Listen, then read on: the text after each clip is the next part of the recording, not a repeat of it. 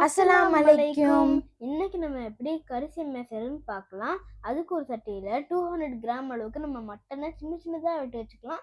பெருசாக வெட்டாதீங்க, சின்ன சின்னதாக வெட்டி வச்சுக்கோங்க. அதுலேயும் நம்ம 1/4 டீஸ்பூன் அளவுக்கு சால்ட் போட்டுக்கலாம். 1/4 டீஸ்பூன் அளவுக்கு ஜிஞ்சர் கார்லிக் பேஸ்ட் போட்டுக்கலாம். 1/4 டீஸ்பூன் அளவுக்கு சில்லி பவுடர் போட்டு ஒரே ஒரு பிஞ்ச் அளவுக்கு நம்ம மஞ்சத்தூள் போட்டு இதை நம்ம நல்லா கையை வச்சு பிரட்டிக்கலாம். இப்போ நம்ம ஒரு சட்டியில் தேவையான அளவு தண்ணி ஊற்றி அதை நம்ம நல்லா கொதிக்க வச்சுக்கலாம். அதிலே நம்ம 400 கிராம் அளவுக்கு ரோஸ்டட் சேமியா அதில் போட்டு அதை நம்ம போடும் போதே லைட்டாக கிண்டி விட்டுக்கோங்க, இல்லைனா ஒரு மாதிரி கட்டியாயிரும். அதுலேயே நம்ம தேவையான அளவு உப்பும் சேர்த்துக்கலாம். அது சேர்த்து நம்ம இதை வேக வச்சிடலாம். இப்போ நம்ம ஒரு குக்கரில் 2 டேபிள் ஸ்பூன் அளவுக்கு நல்லெண்ணெய் ஊற்றிக்கலாம். அது கூட ஆல்ரெடி நம்ம மிக்ஸ் பண்ணி வச்சுருந்தோம் தெரியுமா கறி, அதையும் இது கூட சேர்த்து லைட்டாக தண்ணி ஊற்றி 3 விசில் அளவுக்கு மூடி வச்சு விட்டுடலாம். அது விட்டதுக்கப்புறம் 150 கிராம் அளவுக்கு வெங்காயம் வெட்டி வச்சுருக்கோங்க. 100 கிராம் அளவுக்கு தக்காளி, ஆல்ரெடி வேக வச்சுருந்த சேமியாவை வடிச்சிருங்க. 150 கிராம் அளவுக்கு கோஸு, 80 கிராம் அளவுக்கு பீன்ஸு, ஒரே ஒரு கேரட் எடுத்து வச்சுக்கோங்க. பச்சை பட்டாணி ஒரு 150 கிராம், இது எல்லாத்தையும் எடுத்து வச்சுக்கோங்க. வெஜிடபிள்ஸ் நம்மளுக்கு ரொம்பவே முக்கியம். எடுத்து வச்சு 3 விரல் அளவுக்கு புதினா கொத்தமல்லி எடுத்துக்கோங்க.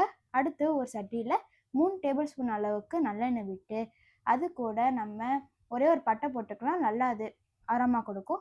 இப்போ நம்ம ஆல்ரெடி வெட்டி வச்சிருந்த பெரிய வெங்காயத்தை சேர்த்துட்டு லோ ஃப்ளேமில் வச்சு 1/2 டீஸ்பூன் அளவுக்கு மிளகாய்த்தூள் சேர்த்துக்கலாம். 1/2 டீஸ்பூன் அளவுக்கு இஞ்சி பொடி விழுது சேர்த்து அதையும் லைட்டாக வதக்கிட்டு நம்ம மல்லித்தலை புதினா தலையை எடுத்து வச்சிருந்தோம்ல அதையும் இது கூட சேர்த்து நல்லா நம்ம வதக்கிக்கலாம். வதக்குறதுக்கு அடுத்து இது கூடவே நம்ம தக்காளி எடுத்து வச்சிருந்தோம்ல 100 கிராம் அளவுக்கு, அதை வெட்டி வச்சிருந்த தக்காளியும் இது கூட சேர்த்து அதையும் லைட்டாக வதக்கிட்டு கறி மசாலா ஒரு 1.5 டீஸ்பூன் போட்டுக்கோங்க. கரம் மசாலா ஒரு பிஞ்ச் அளவுக்கு போட்டுக்கோங்க. கரம் மசாலா நிறைய சேர்க்காதீங்க. அடுத்து இதுலேயே நம்ம எடுத்து வச்சிருந்த காய்கறி எல்லாத்தையுமே இதோட சேர்த்து நம்ம லைட்டாக மிக்ஸ் பண்ணிக்கலாம். இதை கொஞ்சம் நல்லா மிக்ஸ் பண்ணிக்கிட்டதுக்கு அடுத்து தேவையான அளவு உப்பு போட்டுக்கலாம். இதையும் போட்டுட்டு அதுக்கடுத்து நம்ம சிறிதளவு தண்ணி ஊற்றிக்கலாம். ரொம்ப தண்ணி ஊற்றாதீங்க. இதையும் நம்ம நல்லா மிக்ஸ் பண்ணிவிட்டு வேக வச்சு வச்சுருந்தோம்ல மட்டன், அந்த மட்டனையும் இதோடய சேர்த்துக்கலாம்.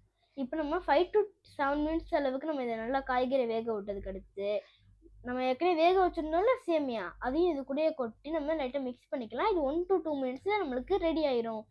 இப்போ நம்மளுக்கு சுவையான கறி சேமியா ரெடி. இன்னைக்கு ஒரு பூடி. கறி சேமியாவோட ஃபுல் வீடியோ லிங்க் ரிலேட்டட் வீடியோவில் இருக்குது, செக் பண்ணி பாருங்கள்.